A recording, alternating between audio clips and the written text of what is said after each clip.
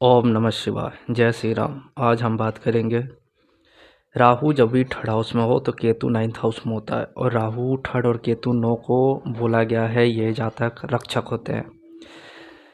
जैसे ये हमेशा अपने फैमिली को बचाने की सोचता है, ये अपने दोस्त यारों को एकदम बाहुबली टाइप, यानी जो भी प्रभास ने बाहुबली मूवी में दिखाया था यानी बाहुबली टाइप होता है ये। या तो रियल में ये ऐसा होता है या अपनी सोच में, यानी एक काल्पनिक दुनिया में भी ये एक तरह से अपने फैमिली दोस्तों को बचाता हुआ फिरता हुआ मिलेगा। क्योंकि राहु थर्ड में भगोड़ा भी बोला गया है, लास्ट टाइम पे ये भाग जाता है या दो तीन लोग हो तो सबसे आगे मारने वाला भी यही होता है। तो इस कारण मतलब एक तरह से काल्पनिक दुनिया में भी बाहुबली बन सकता है या सामने, क्योंकि राहु को यदि मंगल सपोर्ट कर दे, क्योंकि जब तक मंगल अच्छा नहीं होगा राहु थर्ड में बैठ के अच्छा कार्य नहीं करेगा, तब तक ये रक्षक होगा, पर काल्पनिक दुनिया में रियल में नहीं होगा। यदि मंगल अच्छा हो, सैटर्न भी राहु के साथ हो, तो ये रियल में बाहुबली होते हैं। एक तरह से अपने फैमिली, अपने दोस्त यारों को एकदम बाहुबली की तरह बचाने वाला, अंत तक लड़ने वाला होता है। और साथ ही साथ राहु थर्ड में हो तो ये बोला जाता है कि ये जातक पैसे की दोस्ती को अंत तक निभाने वाला होता है। पैसे की दोस्ती कहने का मतलब है कि यदि किसी राहु थर्ड वाले को आप जानते हो और वो देखिए कि आपने उसको पैसा दिया या किसी ने पैसा उसको दिया है, तो वो जब तक उसको पैसा नहीं चुका देता या जब तक उसके लिए जी जान से बहुत दिन तक काम नहीं कर देता, कहने का मतलब जीवन भर तो नहीं, पर हाँ दिल से उसको याद रहेगा किसने इसकी हेल्प की थी, और वो कुछ समय तक आपके लिए एक तरह से मददगार हो जाता है। तो यदि आप इसको पैसा दे देते हैं या फिर एक तरह से हेल्प कर देते हैं, तो हो सकता है जीवन भर भी ये आपके साथ जुड़ा रहे, अंत तक वो उस चीज़ को लेके याद रखे कि हाँ इसने मेरी बहुत ज़्यादा हेल्प की थी।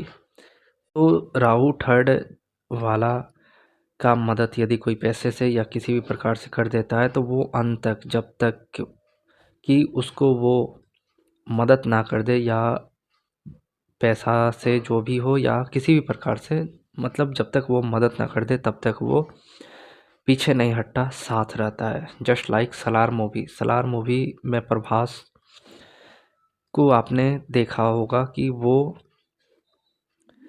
कैसे मतलब बचाने, यानी जो भी उसका दोस्त था उसने उसे बचाया, तो वो अंत तक उसके लिए लड़ा।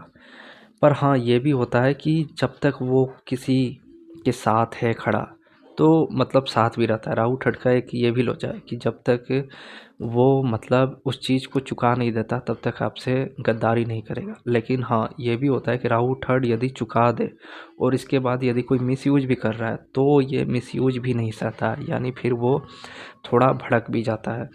लेकिन जब तक राहु थर्ड को ये पता है कि इसने मेरी मदद की थी, पैसे से की थी, हेल्प की थी या किसी भी प्रकार की थी, तो वो उसके लिए हमेशा खड़ा रहेगा।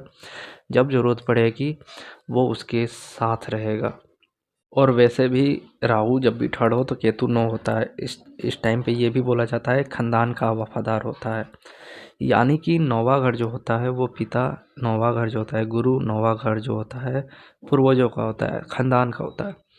तो कहीं ना कहीं ये जो जातक जिसका राहु थर्ड केतु नाइन्थ है, ये जातक एक तरह से पिता, गुरु, खानदान, पूर्वजों का वफादार होता है। क्योंकि आपने सुना भी होगा केतु नौ को कुत्ता पालना चाहिए, तो कुत्ते की तरह ये पिता, गुरु या खानदान, पूर्वजों का वफादार होता है। ये अपने खानदान को या खानदान पे आज तक नहीं आने देता है। ये एक मसीहा है, फरिश्ता है अपने फैमिली, अपने दोस्त, अपने गुरु, अपने पिता के लिए।